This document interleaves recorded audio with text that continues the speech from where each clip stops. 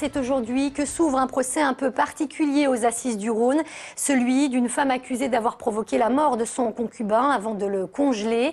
Les faits se sont déroulés en novembre 2008, mais ce n'est que 18 mois plus tard que le corps a été retrouvé.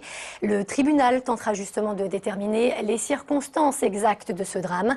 Pour faire un point sur cette première matinée d'audience, retrouvons tout de suite et en direct Jean-Marc Reffat depuis le Palais des 24 Colonnes.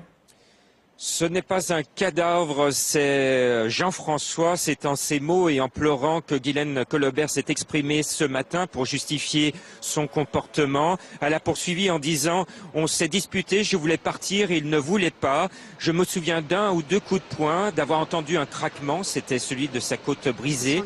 Et quand il est décédé, eh bien, j'ai eu un grand vide et je me suis mis à prier. » Pour répondre à ces propos, le président du tribunal s'est étonné dans cette cour d'assises en lui demandant mais pourquoi ne pas avoir appelé les pompiers, pourquoi avoir préféré demander dans un premier temps de l'aide pour avoir un camion frigorifique et dans un second temps commander un congélateur. Pour avoir quelques éléments de réponse, je vous propose d'écouter son avocat, celui de la défense.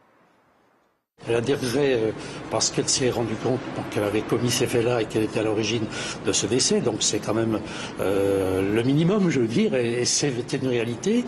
Et puis peut-être regret aussi de ne pas avoir géré comme il faut une situation. Alors après coup, et après que le temps soit passé, c'est vrai qu'elle peut rétrospectivement se dire est-ce que j'aurais pas dû agir autrement? Ça c'est sûr. Et peut-être que sa situation sera un peu plus simple.